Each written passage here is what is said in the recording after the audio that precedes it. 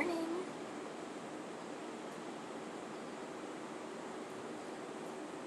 Hi. Um, I'm actually outside right now because there was a trouble with the internet upstairs at the condo. Hi, good morning, Paz. I'm thinking the audio might be a little different right now because you'll probably hear the cars outside.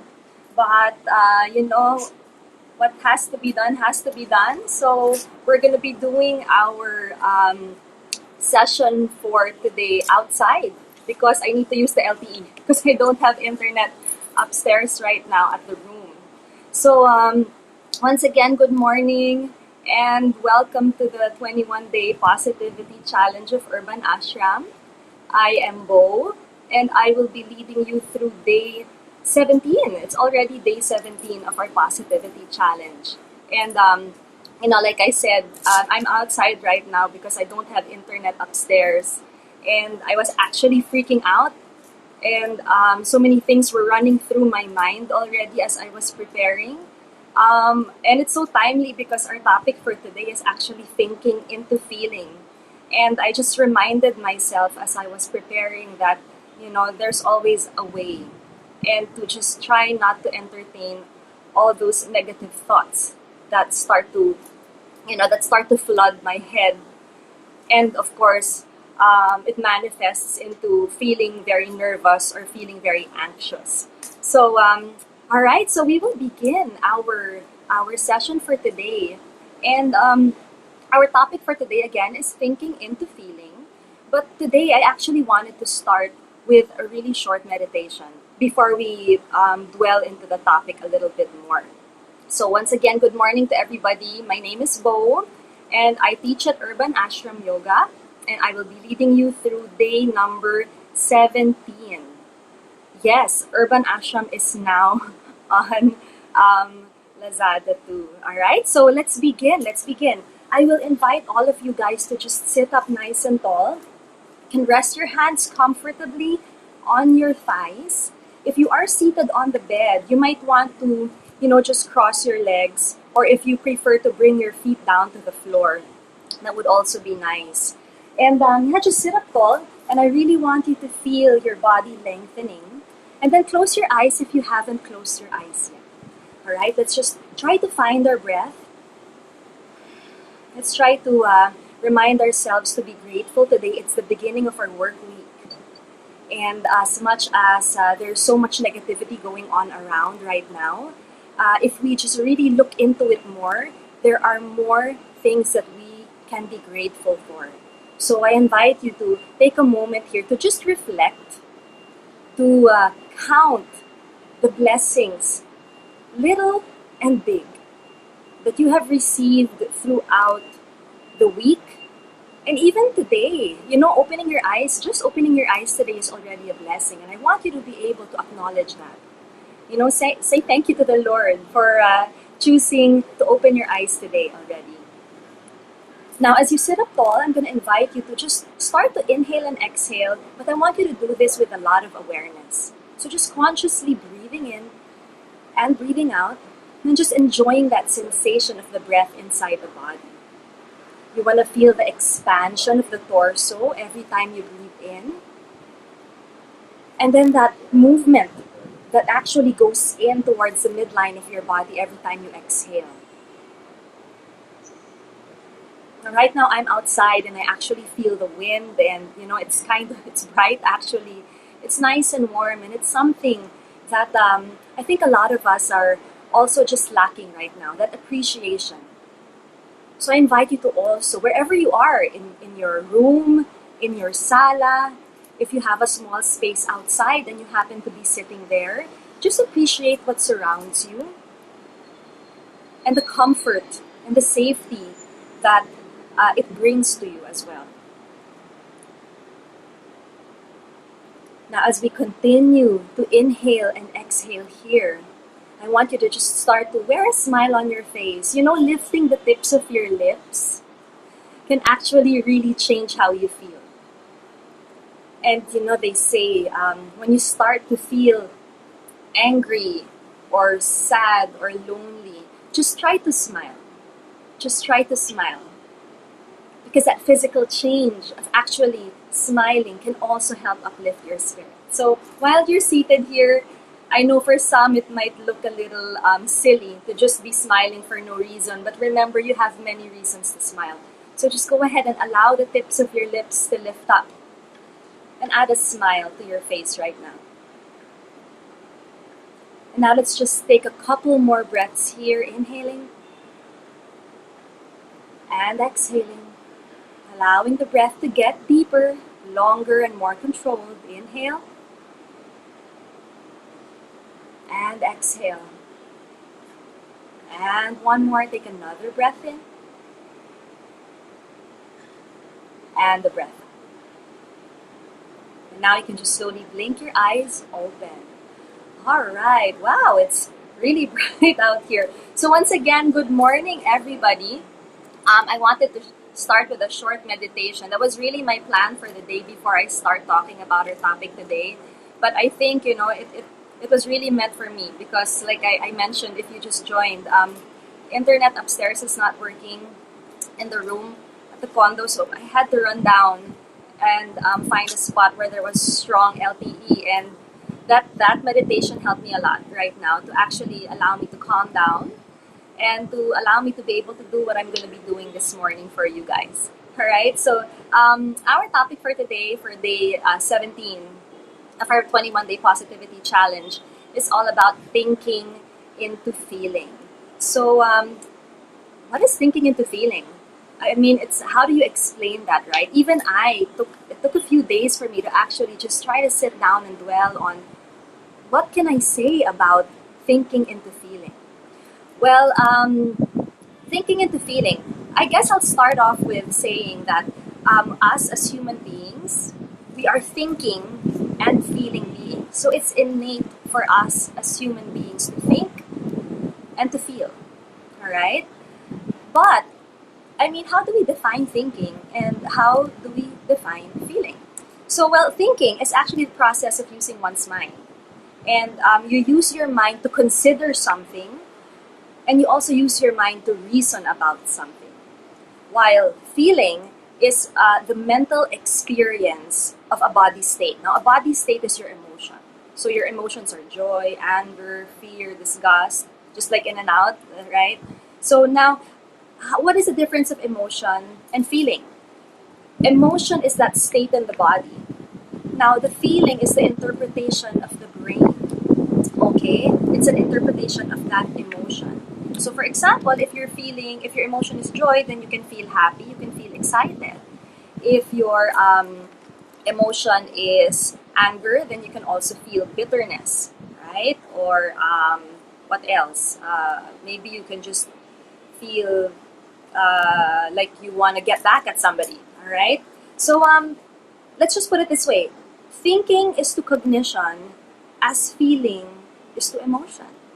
And again, we as human beings innately are thinking and feeling beings. Now, I read in one of the articles that I was reading as I was preparing for this, that people are more aware of what they are feeling rather than the thoughts that underlie these feelings. So what does that mean? Because feeling is very experiential. You know how sometimes you get butterflies in your tummy, when you get excited. So it's easier to connect to feelings and to be more aware of feelings. But we also have to remember that, again, feeling is your brain's interpretation of an emotion. So feeling it actually also starts up here. And it's important for us to be able to be aware of the thoughts that actually underlie these feelings. So I'll actually give you an example. Right now we're in quarantine, and a lot of us are trying to learn new skills. And what are these new skills that we want to learn? Some of us want to learn how to cook. I haven't learned that yet. Some of us want to learn how to play a new instrument. All right? And some of you who are joining us today want to learn how to meditate, want to learn also the practice of yoga. Now, learning a new skill, it's but natural to face a stumbling block. in the process, because learning is a process, right? Now, when you actually experience that stumbling block, for example, when you're learning how to play an instrument, you get it easily at the beginning, and then all of a sudden, there's something a little bit more challenging that you have to learn, and then you start telling yourself, oh my goodness, this is not for me, it's too hard, and I can't do it. And that is actually now the feeling of frustration and sometimes the feeling of exhaustion. But what really underlies that feeling of frustration and exhaustion? Then it's actually the mind telling you, ay, nako, don't do that anymore, that's too hard already. Okay? But if you think about it, the way you analyze the situation that you're in is very impulsive. If you don't know how to do that next skill that you're learning, you can actually analyze the situation that you're in a more constructive way. For example, telling yourself that learning is a process and it takes time to learn something new. I guess a good example would be here, learning how to, for example, to meditate. I've been practicing yoga for way over a decade now, and to be honest with you, to learn how to meditate took me more than a decade. And it's something that I guess at the beginning for me, I was so aware of that feeling of frustration, and I was so impulsive to think that, nah, seated meditation is not for me. But when I learned how to analyze it more constructively, then I learned how to tell myself, it's okay. There are ways to do it, and you have to take time to learn it so that you can do it properly. So that's what I want to encourage you to do as well. Whether it's learning this meditation or learning yoga, maybe learning a new pose in yoga, or learning any new skill, always try to approach this situation more constructively. Another point that I read in one of the articles is here. The way you analyze a situation will determine what opinion you have of yourself, right? The way you analyze a situation will also determine the level of motivation you need in this journey of learning something new. So I want you guys to keep that in mind, that in order for you to be able to motivate yourself more, even just to wake up again today in this new normal, to be able to get through your day in this new normal. If you think impulsively, then you're really going to feel negative feelings. But if you think more constructively, then you can look at the brighter side of things as well. That's really thinking into feeling, right? So that's what I actually learned also as I was trying to prepare myself for this today. So another thing that happens sometimes is what we call analysis paralysis. For a lot of us, we're thinking, and then we stop there. And that's what we call analysis paralysis. We just keep on thinking it over, but we never really put it into action. So when you think, again, think more constructively, look at the situation, okay, and then allow yourself to feel the benefits of it, all right? And so that there's no analysis paralysis as well, okay? And so that the things that we have in our minds, we can also put into action. So for you guys who are actually thinking of learning a new skill, and you're not yet at that point of frustration because you haven't even tried it yet, try it now, because you are in analysis paralysis right now. So I encourage you, thinking into feeling. Constructively analyze your situation at this given moment, okay? So that you know what level of motivation you need for you to be able to actually do what you want to do, or to start what you want to try to start.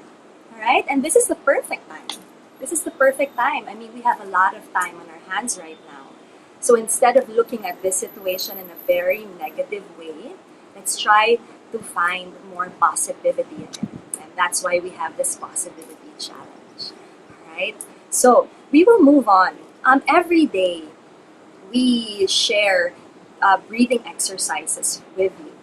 And the breathing exercise that we will be doing this morning is called the breath of fire, or the Kapalbhati, which is a very cleansing and a very energizing breathing exercise. So if you joined me yesterday, if you joined us yesterday, we actually did the Kapalbhati already.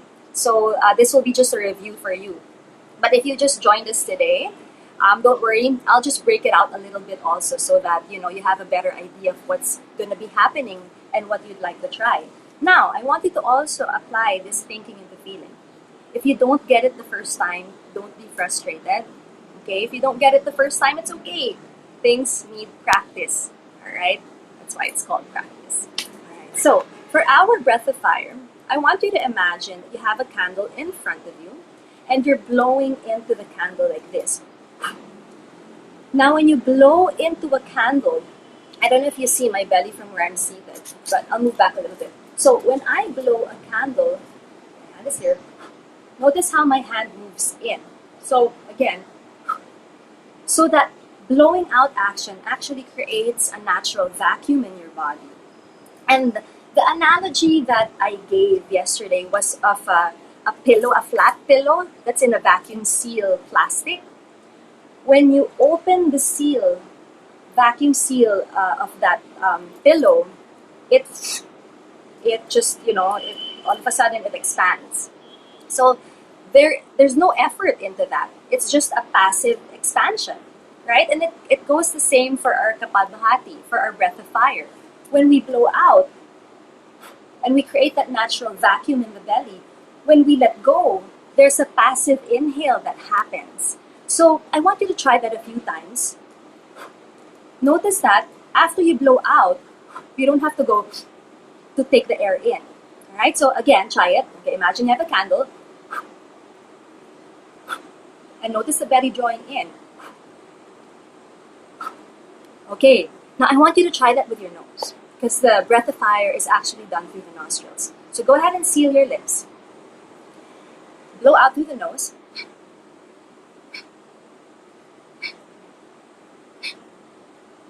Do you feel it? The natural vacuum in the body and that passive inhale that happens at the same time. So, your breath of fire, Kapalbhati, uses a very strong exhale, which actually can cleanse your nasal passages and your lungs as well. So it's a very cleansing breath. I want us to try this all together. Okay, so I want you to just sit up nice and tall. You can even place your hands on your belly so that you feel that natural vacuum in the lower part of your torso. Okay, what we'll do is we will take an inhale all together, filling all the way up to the base of the throat, and then exhale through the nose. Now just fill up halfway. And then let's start. Let's just do this slow.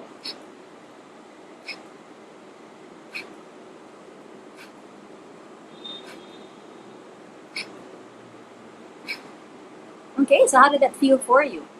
So it's a very cleansing breath, it's very energetic, it's very powerful.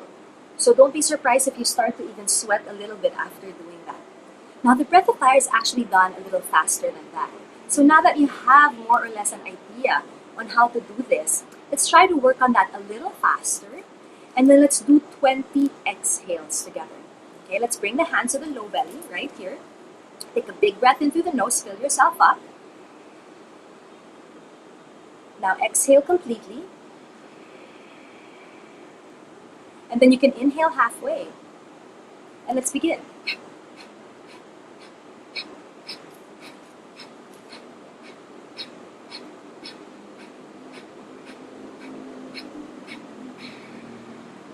Inhale.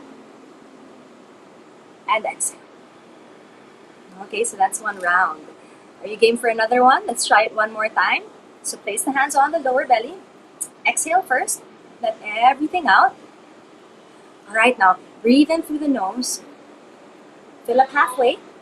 And then exhale.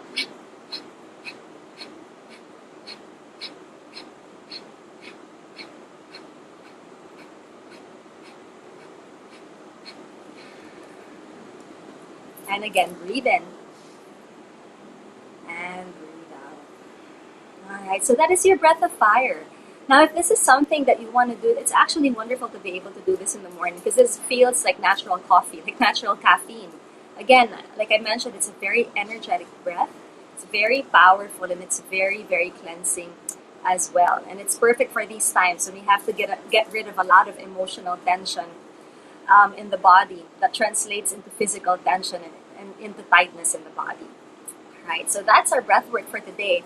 And it's something that we will revisit in a few minutes. Now, I want to move on and be able to share with you our mudra, which is our hand gesture.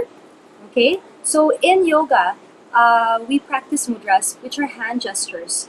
For example, this is a hand gesture. And the way we actually move our hands is also, if you notice, if, for example, if you get very tense, you have a tendency to clench your fists, right? If you want to ask for something, you put your palms together. When we pray, we put our palms together. So mudras are actually, if you think about it, it's yoga of the hands, all right? And there are so many energy pathways in the body, thousands of them, and all of these actually end at our fingertips. And when we bring, our fingertips all represent an element, by the way. So for example, like our thumbs represent the fire element. And so when we bring the tips of the fingers together, it's actually also a very powerful thing, okay? It creates energy in the body. So now what we're going to do is what we call the Apana Mudra. And Apana in English, actually, it means that, what do you call this? It creates very cleansing energy. So if you notice the breath that we used, okay, and now the mudra that we're using is really all about cleansing as well. And Apana Mudra, how we actually do this is to bring the thumb, which is your fire energy, the tall finger, which is your space energy, and the ring finger, which is your earth energy together. So this actually looks like rock on, but we don't do this. We actually bring the tips of the fingers together. Now for mudras to actually take effect, it would be advisable to do these for at least 10 minutes before it actually takes effect on the body. And what happens is it also creates balance and health. And wouldn't we all want to be more balanced right now, right? So let's do this. Find your Apana Mudra and just go ahead and lay your hands down on top of your thighs. And just sit up nice and tall. Now I'm going to ask you to close your eyes. And we'll just do a few nice and steady breaths like we did earlier in our session today. So just sitting up nice and tall. Keep your Apana Mudra. Rest your hands on top of your legs. And just go ahead and breathe in and out. Nice and steady inhales. And just trying to feel this balance that you want to create in the body. Yesterday we talked about healing, and we also took note that disease is actually caused by imbalance, which is why it's very important to find balance in everything, in what we put in our bodies, in how our bodies feel, right? And so right now I want you to try to just find that balance, the balance of the inhale and the exhale, the balance on the left and right sides of your body, and also that balance in your mind, in how you think, and in how you feel.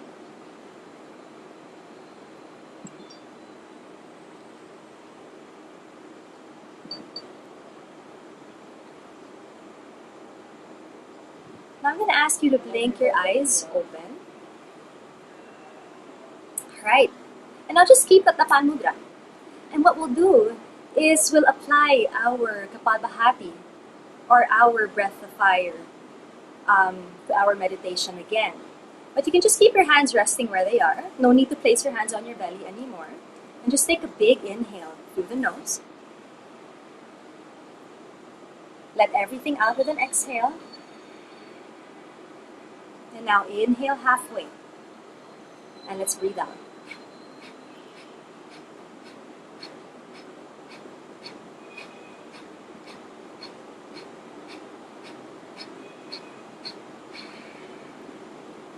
Again, breathe in.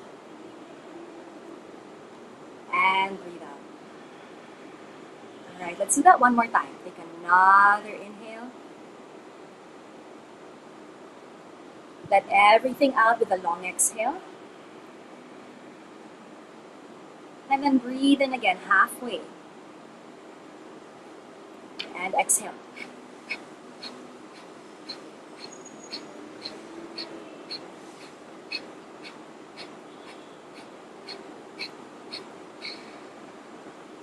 Now breathe in.